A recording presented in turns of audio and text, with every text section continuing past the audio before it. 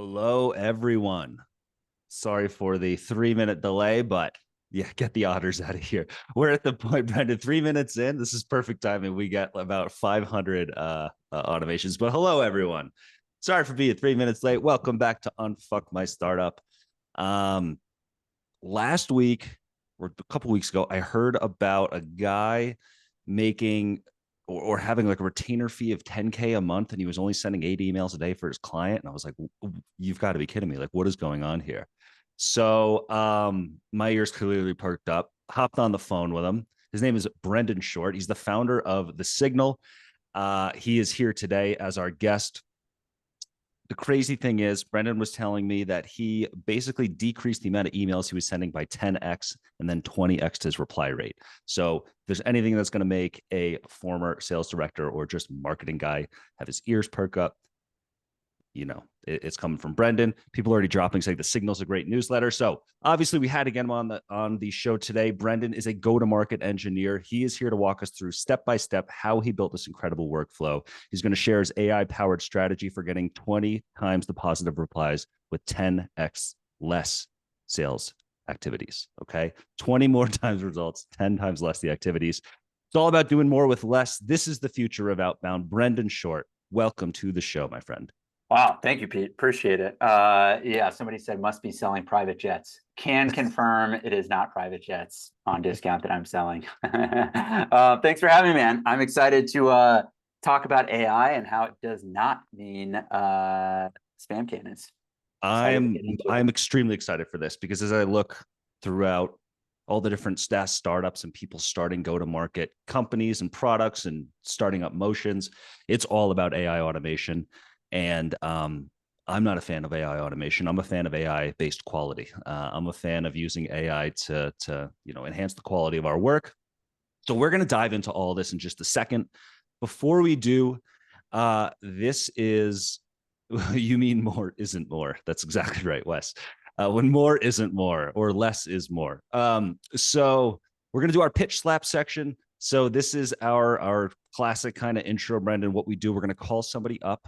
We'll have people raise their hands as you see them starting to get raised. What the audience member is going to do is pitch the rest of the attendees. I think there's like over 500 today. Pitch them. Yeah, 503 right now. They're going to pitch them their business or pitch us their business.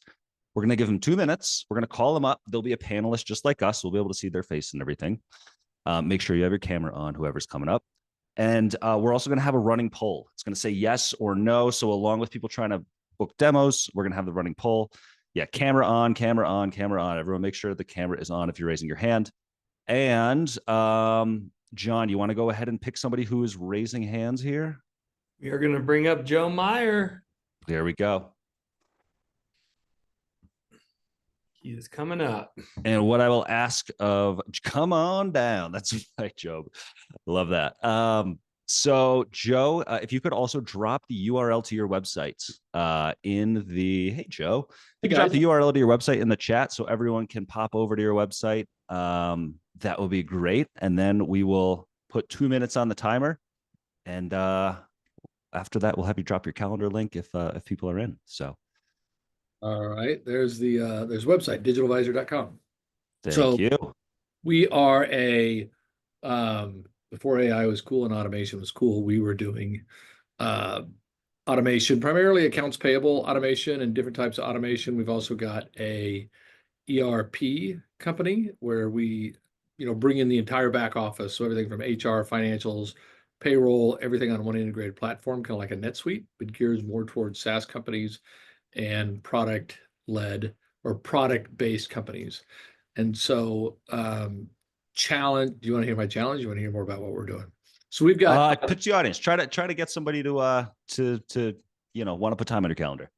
Yeah, so we've got most companies have a hard time with revenue recognition and having multiple systems to drive their back office. And so we're one integrated platform for the entire back office. So we've got companies such as Arribas Brothers, which is a Disney partner, and they've got 30 stores, and we drive everything from their point of sale all the way back to their warehouse management. We've got SaaS companies that have probably 20 different systems that they're providing to their customers, and all that usage-based system has to come back to one system to do billing. So we took them from 3 weeks and 3 people to get all their billing information to literally on the 2nd of every month, we hit the push button, and on the morning of the 3rd, all the invoices are sent out electronically and people can pay their bills that way. And so I've been a serial entrepreneur 4 times, built and sold them. And this is the hardest one we've ever had to do. So I'm curious as to how to best go to market more efficiently, and talking about product-led growth and what we should give away free, because we got a lot of stuff we can offer versus what we charge for, and implementation fees. And it's that's the proverbial challenge we're having. So Awesome. Well, thanks, Joe. Now, also, Brendan's going to talk to us all about like finding these, niche within a niche, micro campaigns, all these great things. So I think the info he shares today is going to be great. If you could drop your calendar link into the chat, if anyone is interested in Digital Visor, hit Joe's link. Joe, thanks so much for coming up and sharing with us. thanks, guys. Appreciate it. All right. Now on to our guy, Brenden Short. And hold on. Oh, there we go. Okay, there we go. Wait, John, you removed Brenden instead of Joe.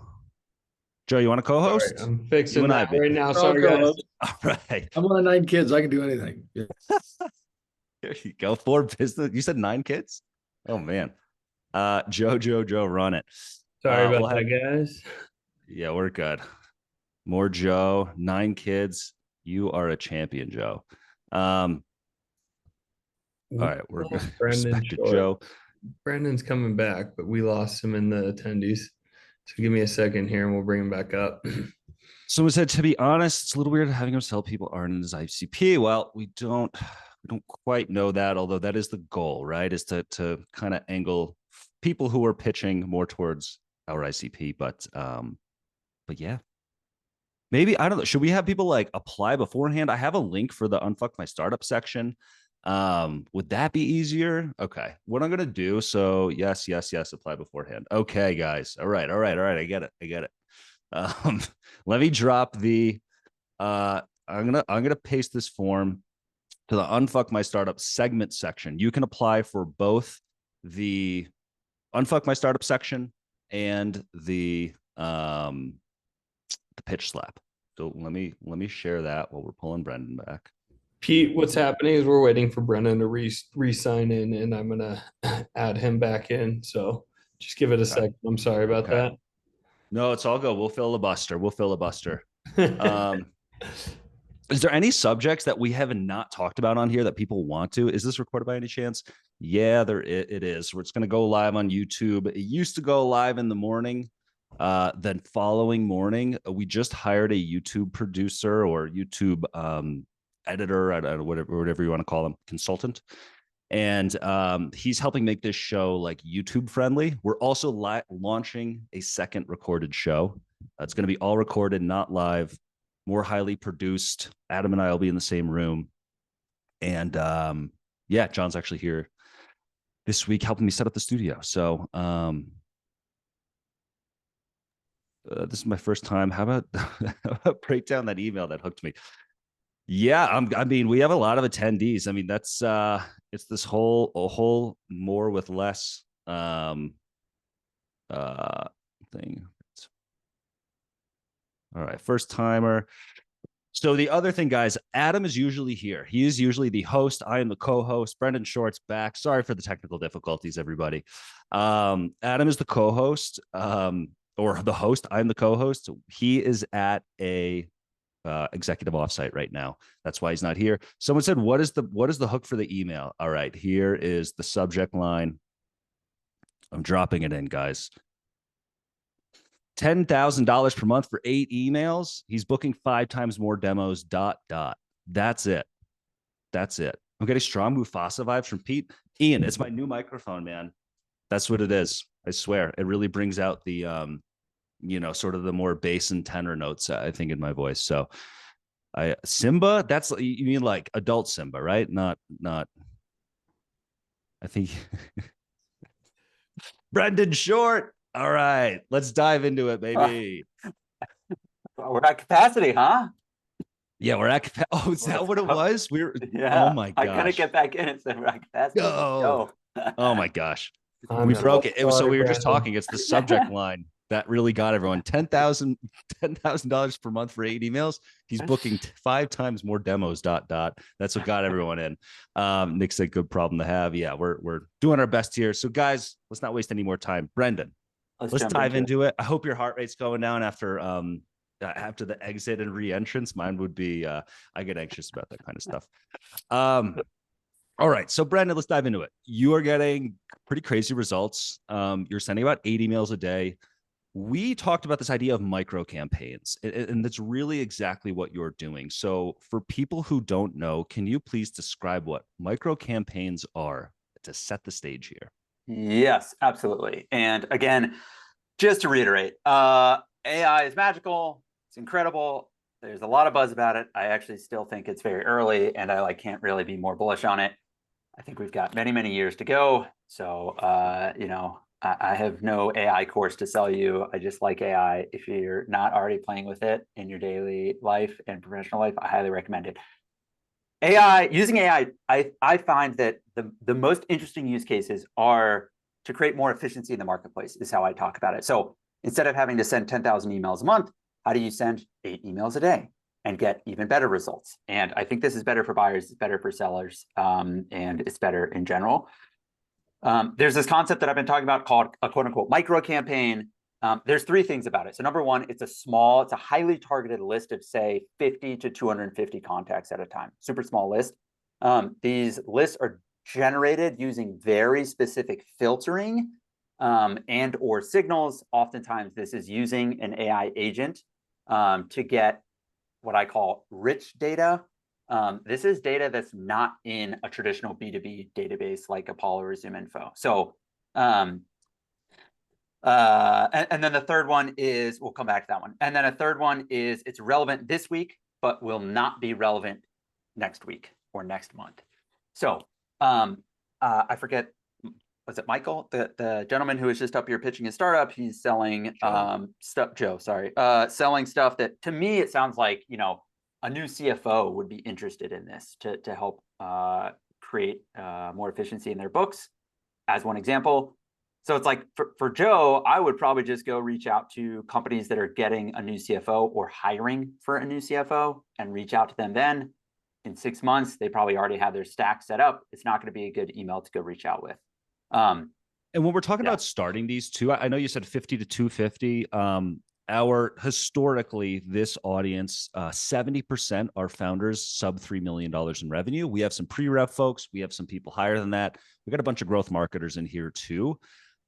Actually, I'll phrase this as a question. When people are starting out, numbers wise, where should they start out in that range? 50, below 50? I mean, what does that look like? Lower the better. I mean, I think, if you've got a list of 50 people, you're going to reach out to 10 of them a day for the next 5 days, right? Like there's a relatively small number of people. What's tricky is I wouldn't look at, so again, let's go back to this example of CFOs at, I don't know, the Russell 3000 list or something like kind of quote unquote big companies. It's not like you can run a list and say, okay, I want the 50 people on this list. Like you're kind of, you can only have a list based on the data that is relevant this week. So it's not like you could say, hey, I need 50 companies that are hiring a CFO this week. Like you're at the mercy of the data. And so that might be 18, that might be 59, I don't know. And so that's how you would kind of come up with this list. It's sort of dependent on the data. Let me give you can I give another quick example of a micro campaign? Yeah, please. Okay, so this would be another one. This is where we use Clay for this. You can use kind of anything. Clay is kind of a steep learning curve. So if you're an early stage founder, I don't know that I would necessarily go like buy Clay and try to use it personally. There's a bunch of other tools that you can use as well. Clay is amazing. It's incredibly powerful, but I just think there's a steep learning curve. But we use Clay. Basically, it's a spreadsheet of a bunch of data. And so an example of one is like, we want to look for SaaS businesses. Again, there's typically not like a SaaS checkbox in ZoomInfo or Apollo. I want to also look at companies that have raised 5 million in funding. I want certain titles. This is basic stuff. So these are all like normal filters, but rich data. You're layering these on top of each other.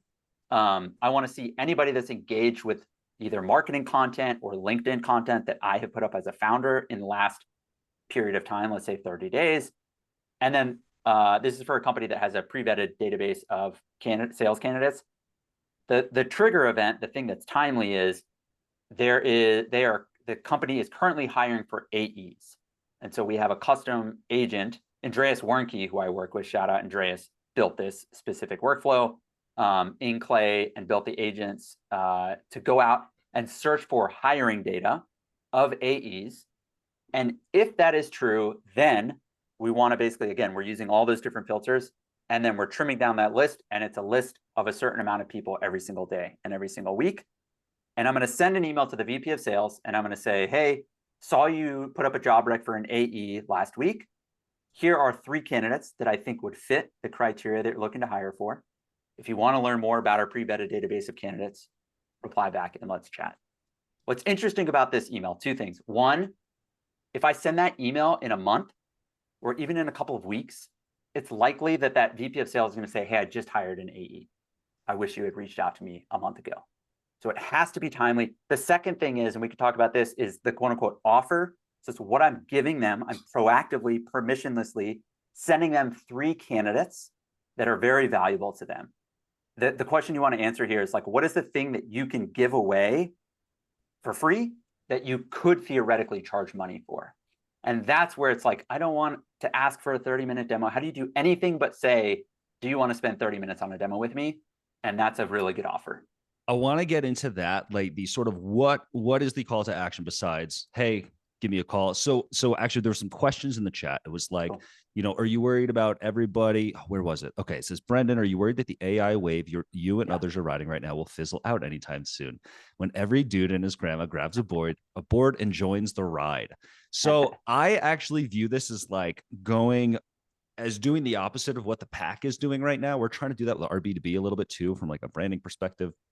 That's a different story. But essentially what you're doing, you're trying to find these data points that go outside of what Apollo or Zoom Info is going to get you. And you're trying to enrich them with data points that really identify if somebody is in market. I mean, the old statistic is 95% of your audience is not in market right now, right? So we're using rough numbers, of course, but if you've eliminated, or if you're doing 10 times less activities than other people, you're basically trying to eliminate everybody who's not in market right now and trying to pull out data points that set you apart from the rest of the pack. Everyone's just grabbing, some industries, some company size filters and just spamming the heck out of them using automation. This is the opposite of that. So you're really doing it to increase quality exponentially while decreasing quantity. So let's get into a little bit more of a micro campaign. And I'm a big believer in, it's like, whether we call it micro campaign, whatever, like, I think a good offer these days needs, like, you have to give something away for free. You need to provide value before they're talking to you. Otherwise, they're not all that incentivized to accept a meeting with you. So like, what have you found from sort of those? I mean, there's of course tons of things you can give away for free. You can give away your product, you can give away a widget, whatever it might be. What have you found to be working well? And I'm sure that's going to be a few different answers in there. Yeah. So the thing I would say, kind of like the worst thing to think about is, and sometimes actually it's very powerful, but at the basic level, I would think about giving away like a case study or a guide or a checklist. What is a guide or a checklist? What's something that you do in the first 30 days of onboarding that you can put together as a checklist and give that for free? And it's like, you probably could charge $2,000 for that thing. Give that away for free. It should hurt a little bit to give away for free. I think that's like a very general solution that a lot of companies should be able to come up with. Another way to answer that question would be like, if you're a founder and you're trying to make some cash, what would you consult around? That's the thing that you probably should put into like a one-pager and give away for free. Try to think about that. The level up is like nuanced for your business. And it's hard, it's not going to be a general solution. Actually, I can't give you a generalized solution. So in this case, it's, that this company has a pre-vetted database of candidates. Sending 3 candidates to somebody that is actively hiring AEs, that's like a very valuable thing. But that's obviously not relevant for our B2B, for instance. Yeah. And so it needs to be in the same vein, by the way, as like micro campaigns and using AI. The best experiments that I found are ones that are creative and thoughtful. And I actually do think that there's like a lot of staying power in using AI in these thoughtful and creative ways to come up with experiments. I've seen people do like a kind of a microsite using AI. It's like software for restaurants, and you can kind of one-click generate a website using AI to see what your website would look like if you used their software. So that's another like crazy idea of a cold outbound campaign that's actually very valuable to be able to see that and say, hey, your website's not currently SEO optimized. With our product, it is. With one click, within 5 seconds, you can see what it looks like, and you can see the lift of what it would look like if you use this product. Yeah, I'm trying to. So at the same time, I'm trying to grab these questions. They're coming in so fast today. But one thing I just want to emphasize is on these micro campaigns, you are essentially you're giving them a taste of the product. So in the context of this job posting one, you're actually giving them candidates from the database, and then you're saying, hey, I have a lot more candidates, right? Yep. So you're actually you're almost starting the product demo or product experience during that outreach campaign, which is awesome. And the other thing too, I like about this way you phrase giveaways. Now, if anyone was here last week with Wes Bush, we were talking a lot about product-led growth. The offer and the sort of product-led enrichment at the end of this micro campaign, I believe a huge component of it is it's not this general checklist. It's not this general article or PDF or ebook. It's a specific hyper-targeted deliverable, or not deliverable is the wrong word, but hyper-targeted incentive or product or whatever that only those people can actually action on right now. And it's truly, truly valuable to them. So I really like that. Okay. Dave asked, it likely varies product to product, campaign to campaign, but when you're deciding the non-database signals you're using to target folks, how do you decide what those signals should be? How do we decide which signals to prioritize? I want to give a quick example that I've had previously at a previous company, and then I want to hear Brendan's take. But so Dave, I mean, that's exactly right? It's what is your magic data point? The way I've looked at it is what is the ideal candidate for us, and don't think about what lens of filters and whatever are available on Built With or Zoom. It's what are we actually getting at? So at a previous business of mine that I worked for, we were saving people money on shipping, e-commerce businesses specifically. We were saving them money on their FedEx and UPS bills. And really what we needed to know is how much are these people spending on UPS and FedEx? Well, there's not that information is not public. The volume, you can't just go to somebody's website and see that. So for us, it was about setting proxy metrics. It was well, we can assume that if they're if they have a shopping cart and are using one of these, handful of e-commerce platforms, plus they have web traffic over X, it's likely that they're selling a lot of goods. So that was my example of that, of trying to find a proxy metric. I want to hear if you have any advice for the group on how to find these kind of magic metrics that AI can assist with. Yeah, absolutely. So there's hundreds of these. I would basically say some of these are kind of signals, more or less. There's hundreds of these signals. I would think about 2 things, which, by the way, can I put a blog article with, this is just a curated list of signals. I'll put it in the chat here. You can pick through this list and see. This will give you a bunch of really interesting ideas. I'll share a few of them really quickly in a second. The other thing I would ask is this is a question that I'll ask a founder or a sales leader, is if you had, and many people kind of in the space will ask this question, if you had 30 minutes to research a company, what would you look for? So Pete, to your point, if you had 30 minutes to research one prospect and you could do that or unlimited time for all of your prospects, what would you do? You would go look for that specific data. You would look it up. You would try to figure out like certain things, certain proxies, technology stack, but then some other things as well. Anything like that that you can write down into a document, effectively, you can have an agent built and trained on that information. Or you can have just like a scraping solution that can go get some of that data. So that's how I would think about it. That's like the best thing to go after is, again, it's it's an annoying answer, but there's not like a generalized like, hey, this is the best signal to go after. Yeah. It depends on your business, right? And there are generic ones, like should you be going, should you look at high intent website pages on your website using RB2B? Of course, you definitely should. If somebody goes to your demo request page and they don't hit request demo, like this kind of abandoned cart concept, should you be reaching out to them automatically? For sure. Should you be tracking champions from one company to the next? Of course. Should you be, if you sell into VPs of IT, should you be tracking any new VP of IT at your top 2,000 companies? Of course. Like these are kind of basic, I call these evergreen plays that are just always on and always running. Then you want to layer on this other set of kind of quote unquote micro campaigns. Think about this as experiments. I think about it as like a portfolio of bets. This is like in the venture capital world, they make 20 investments a year in a portfolio. 19 of them go to zero and one of them hits, but it pays back the fund, quote unquote. So it's 100x fund returner. That's how I think about these experiments, is like you want to be running these experiments quickly and then figure out what works and then figure out how to kind of scale that. I saw a question too about someone said, what if your account list is massive? How do you go about segmentation? It feels to me like the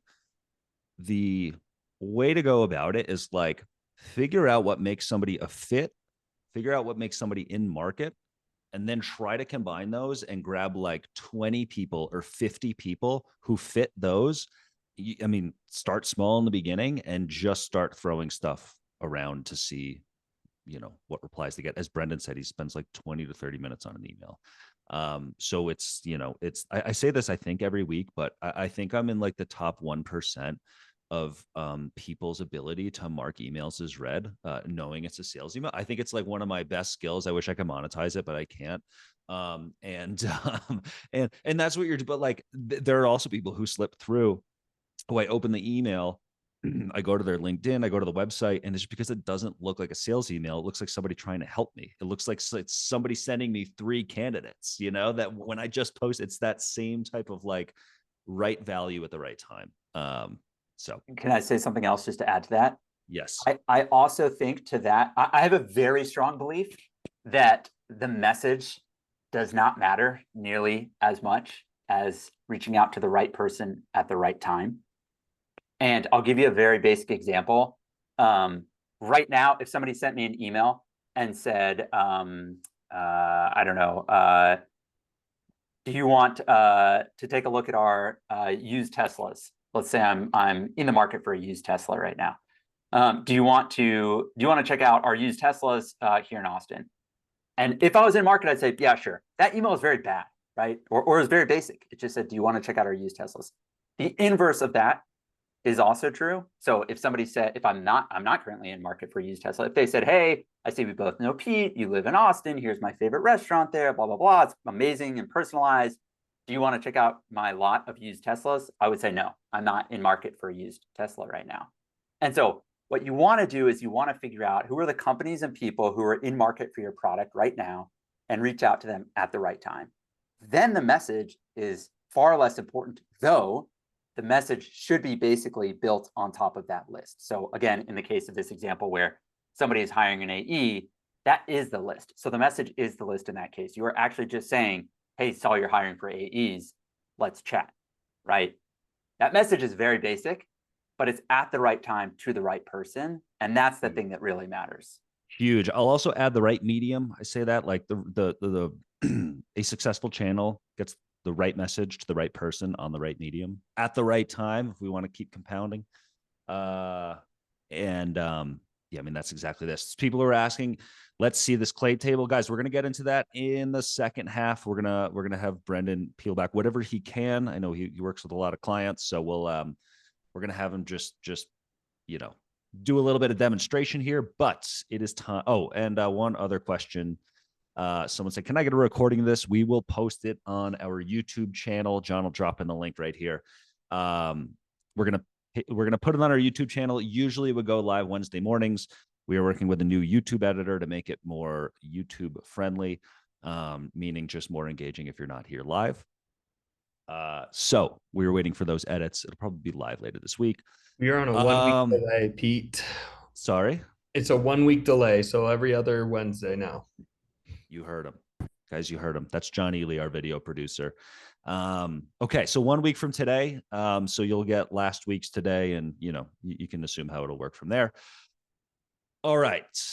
Oh, yeah. Okay, so that's the recording thing. Guys, it's time for the Unfuck My Startup section. All right. The way this section works is we are going to call somebody up. This is not the pitch slap where you're trying to book a demo with everybody. This is, hey, I can't get something to work. I'm stuck. If it has to do with outbound campaigns, all the better, because we have the maestro right here. We got some hands going up. So make sure A, your camera is ready. B, you have some problems specifically around, or roughly around what we're talking about today. And myself and Brenden will give advice. We're going to give you 2 minutes to pitch. We'll have you drop in your URL into the chat, and then we'll do 2 or 3 minutes of advice, and then we're going to hop into that clay table right after, or just a little bit more of a visual representation of what Brendan's going through. So, so needs more than 9 kids. Joe, you there you go. I'm 1 of 9. All right. People are getting a little, you guys are like, I don't know if people have been eating gobstoppers today, but everyone is like sugar high on this chat today. It's just out of control. I don't even know. I mean, it's, I can't even control this. So John, could you pick somebody from the list? Bringing Ilya up. He's been very active in the chat. Ilya. We have an Ilya on our team. He is in Serbia. I wonder if this Ilya is in Serbia as well. There he is. What's up, Ilya? Oh, it's spelled differently, though. Ilya. Wow, I can't believe it. I feel like How are you? Right. This is great. Yeah, heck yeah. Good to have you here. Before we start and do the timer and all that, could you drop your URL into the chat for everybody? There it is. I'm going to copy it. Vanhack.com. Vanhack.com. All right. In a couple minutes, could you tell us what VanHack is and what? Ilya, how many kids do you have? We got to see if we can break Joe's record from earlier in the show. Yeah, only 2, so pretty behind there. We're gonna have to boot you. Sorry. All right. No, VanHack. I'm on your website right now. What I'm gonna do is just share my screen briefly while you tell the folks what it is you do at VanHack, and then we would love to hear if you're stuck, why are you stuck? What's going on? Yeah. So yeah, can I start? Yes, please. Yeah, so we help companies like Fellow. So hi, Mauricio, good to see you here. And about 1,000 other tech companies across North America and Europe hire tech talent from abroad. Sorry, literally just getting a phone call at the same time. Yeah, Timely. and our basically, we have a talent pool of 500,000 software engineers that we vet for their English tech skills, and then we help companies hire either remotely, or we actually help people immigrate and relocate to North America and Europe.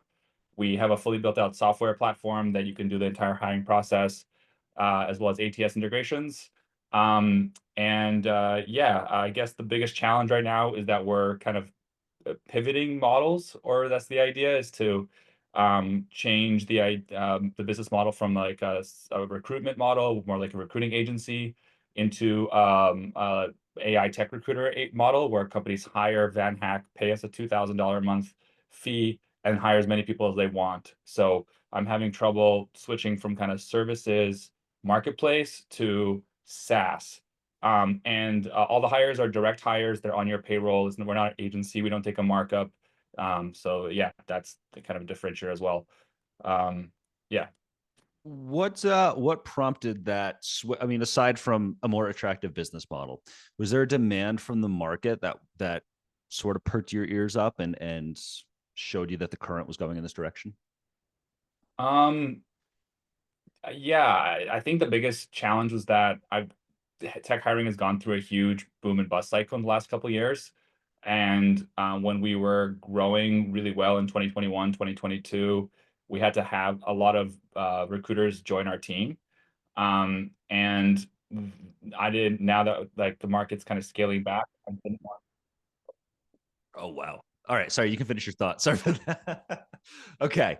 Brenden, do you have any sort of pivot advice for Ilya? Now it's always difficult, like going on this road of customer discovery again. And, especially if you're going from a service model to a SaaS model. So, Brenden, this is, I feel like, right on the nose with your example from earlier. So Yeah, I'll let you take it away.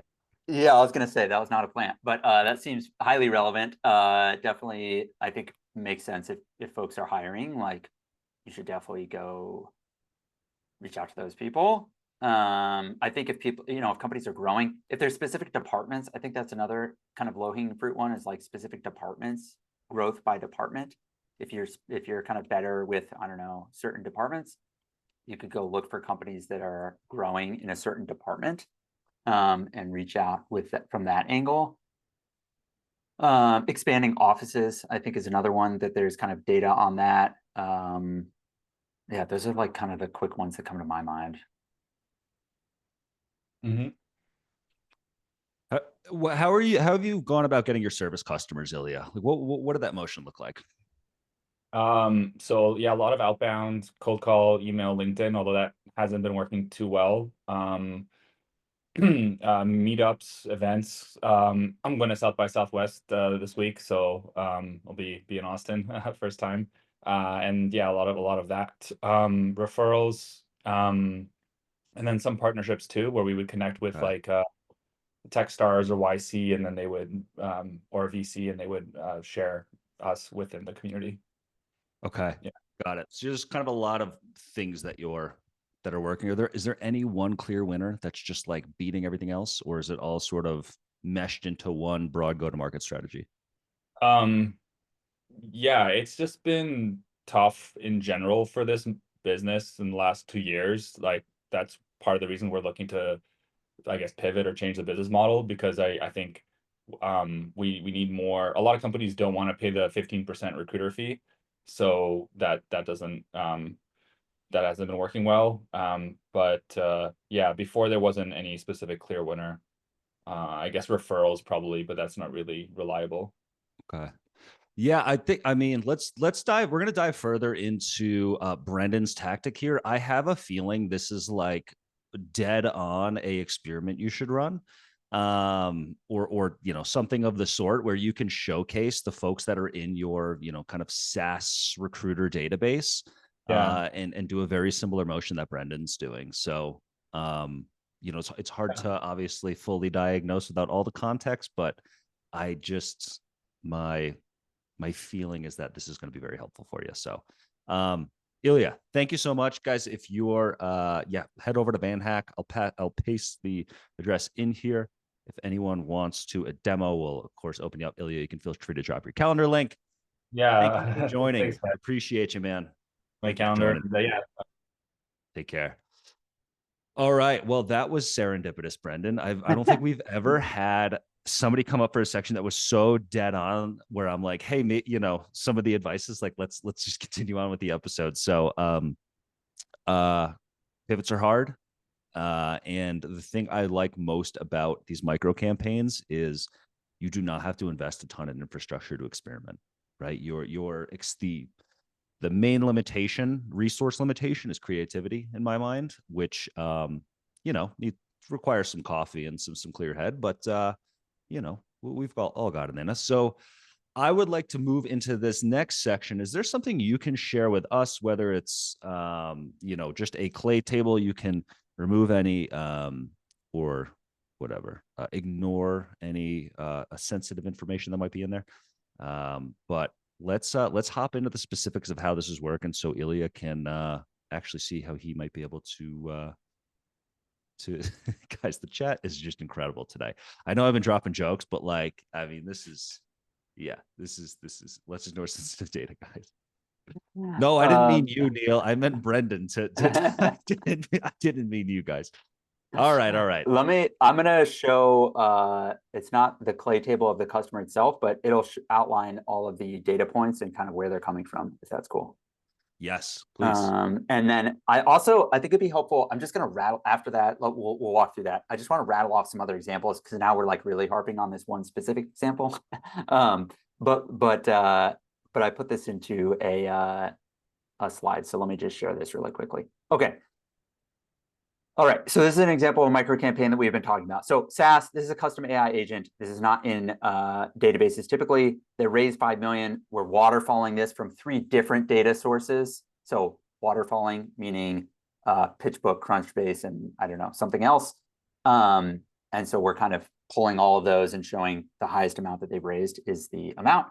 Right titles, this is basic logic. So these are there's basically 20 titles that, not 20, maybe 8 titles that they go after. So we have those different titles and variations. If you don't have that, Claude is your best friend there, or ChatGPT. You can get variations very quickly.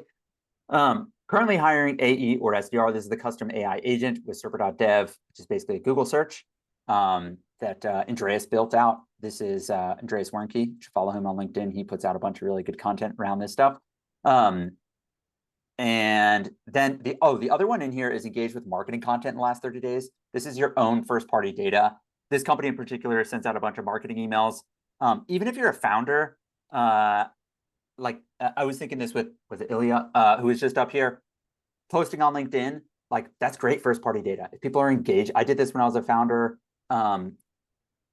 If people are engaging, if you put up a post and 20 people engage with it, meaning like it or comment, like go figure out who those 20 people are. You can do this manually. It takes 10 minutes. What companies are they at? What are their titles? And if those are people that you want to have sales conversations with, go connect with them if you're not already. And if you're already connected, send them a message. Use that as kind of an intent signal. Okay, and then the final one is, once it flows through this, let's say there's 20,000 people that are flowing through this clay table. At the end of it, there's going to be 30 people or 50 people that are a yes for all of these different data points and signals. Then, and only then, do you go grab the email address and the phone number across multiple data sources for those 30 people. And so again, if we start with 20,000 people and it flows through this and it spits out kind of, we'll call it tier 1, tier 2 leads, we're only going to enrich, AKA pay for data on the contact level, like an email address and a phone number, for those 30 tier 1 and tier 2 leads. Then what we're doing is, in this example, for the tier 1s, we're routing those to a sales rep into a sequence on behalf of the sales rep who are calling and emailing and doing a LinkedIn connection and message. And then the tier 2s is an email only sequence from a different rep that is down market. And that is an email only sequence. And so again, this email is, like we've said a couple times now, you just put up a job rec for a senior AE. We have a pre-vetted database of candidates. Here's 3 candidates that I think would be a good fit. Let me know if you want to chat and see how our platform works. And I like a couple things I like about this email. And guys, I'll ask about the subject line before you light me on fire. Candidates for AE role. Straightforward. What was the subject line? Candidates for AE role. Candidates for AE role. That's it. Nice and simple. Don't overthink them. Just ideally 2 or 3 words, but sometimes you got to do a little more. That's right. No fat on that. And then the other thing I like is there's no like, hey, Brenden, I hope this email finds you well. I'm Pete. I'm the head of blah, blah. It's like that. Like all I need to see is I hope this email, and I'm marking it as red. I'm never going to get in there. So everyone look, like screenshot this. Look how lean this is. And he's actually giving them like value. Like this is actually like a PLG, not PLG, but like, free offer type of like value stacked email here. So, okay, that's great. Now, Can I answer a couple questions in the chat real quick? 100%. So it says 20,000 run through it. Yeah, exactly.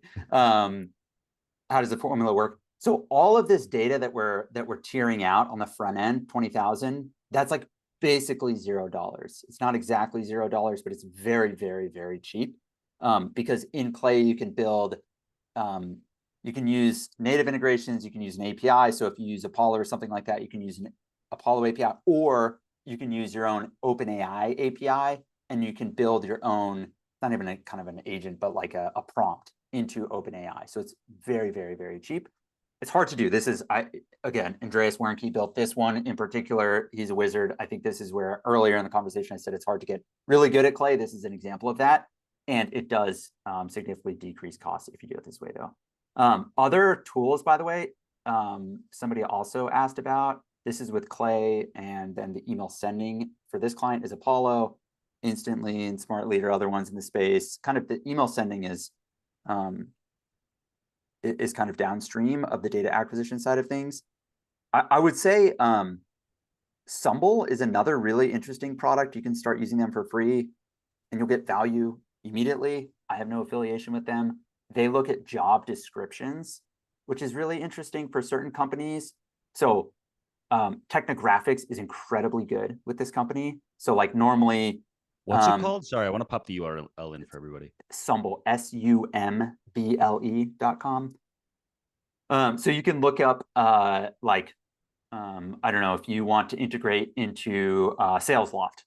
SalesLoft is not like, there's no pixel on a website, so programmatically built with would typically grab from a pixel on a website. So like Google AdWords is really good. But if you're hiring for an enablement person and it says, hey, your tech stack needs to be Tableau and Salesforce and SalesLoft, boom. Now you know that company is definitely using SalesLoft as part of their tech stack. And so this company aggregates all of that. They also do some wild stuff. This is the guy that created Kaggle, and which was acquired by Google. It's a machine learning product. So they're starting to do some stuff with like a cloud migration project. And so they can infer that from a job description. So it's like, I'm hiring a data engineer.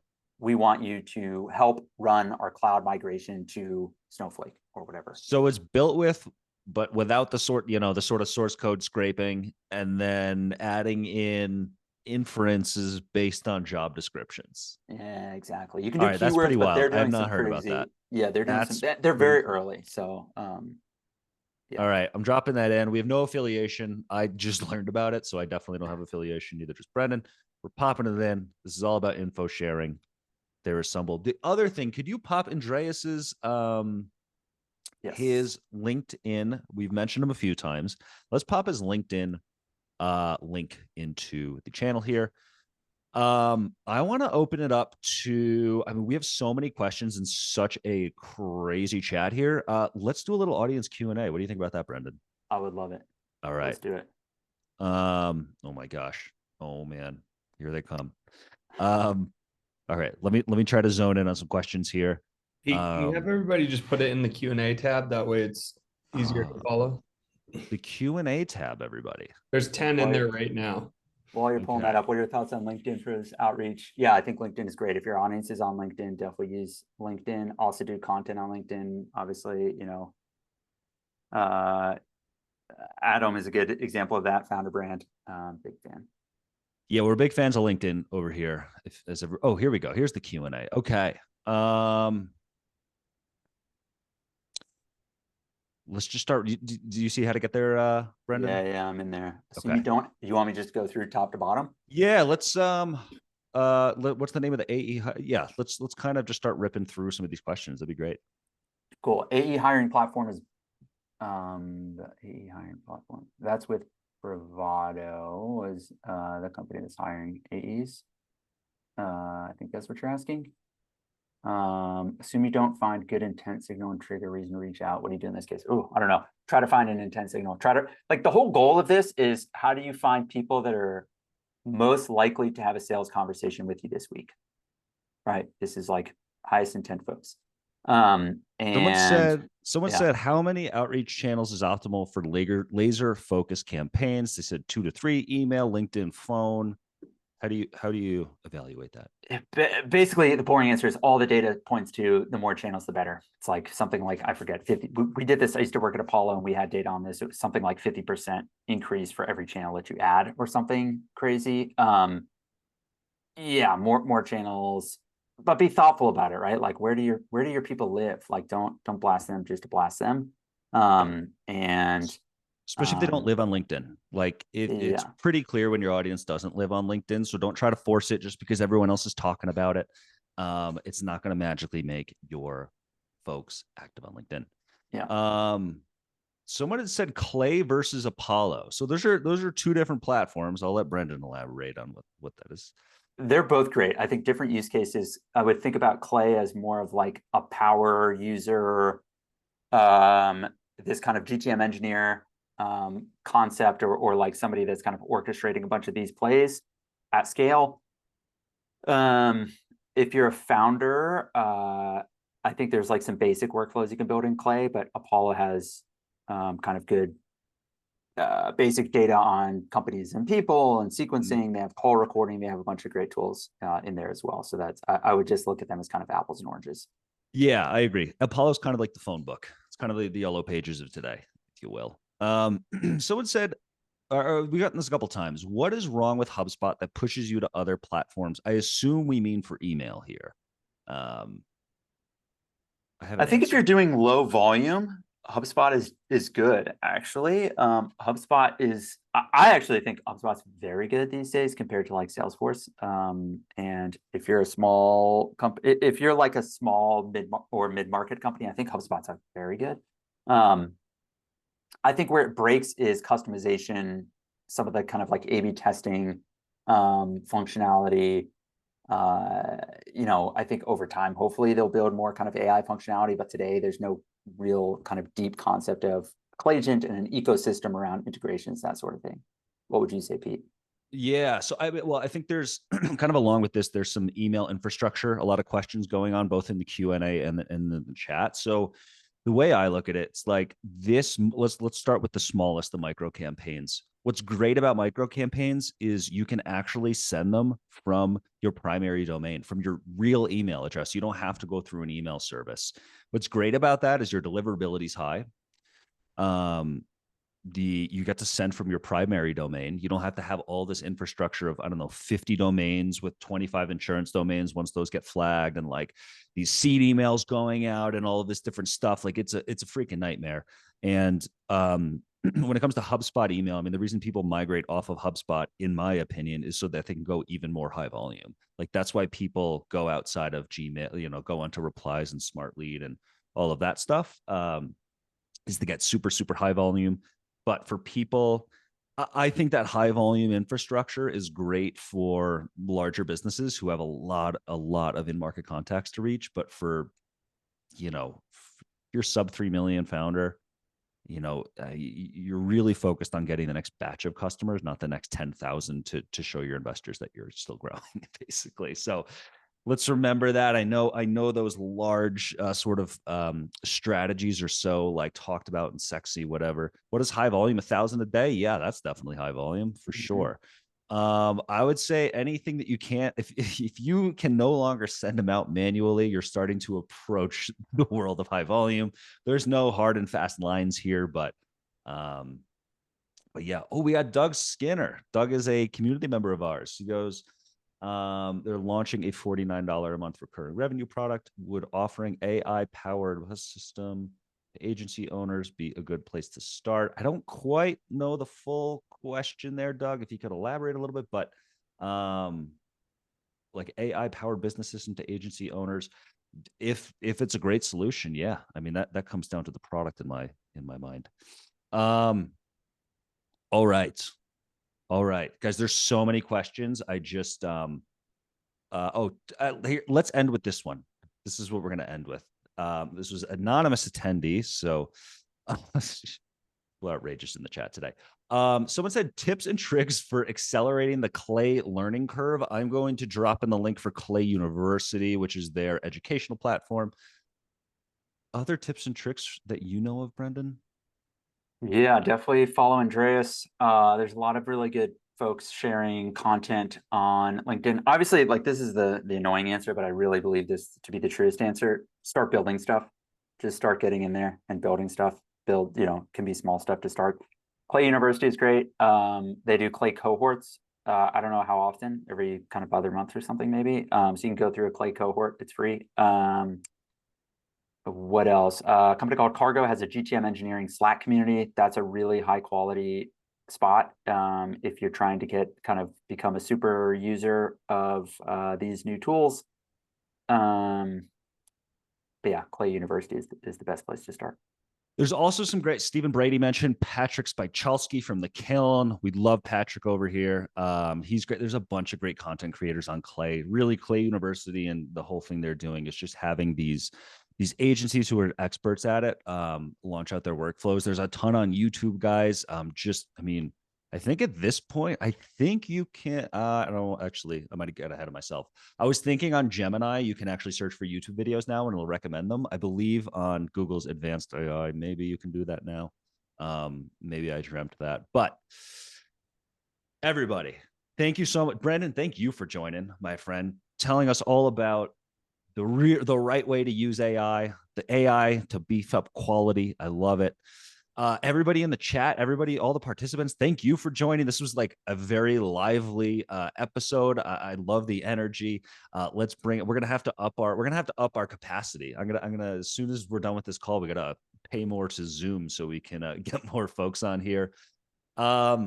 This recording will go live on YouTube 1 week from today. Everyone's complimenting your beard, Brenden. You got that like Wisdom beard. It's looking baby. Awesome. Yeah, the wisdom beard. Heck yeah, man. Guys, next week we have the founder of Boomerang. She's coming back. Mo founded Boomerang and recently acquired a business. Did a strategic acquisition, and she did not use any bankers. They used limited legal hours, and both her and the team they acquired are coming on next week. It's going to be 3 guests. Let's drop in the link for the YouTube channel. So come back next week. This, I think if there was ever a bootstrapped acquisition, if we could call it that's kind of what next week's show is. So Adam will be back next week as well. Thank you all. We'll pop in the YouTube link one last time. And there he is. John got it. And folks, thank you so much for joining. And thank you so much to our guest, Brenden. Brenden, you were awesome. Thanks Super for having me, helpful for Pete. everybody here. We will see you all next week. Take care. Have a great week, everybody.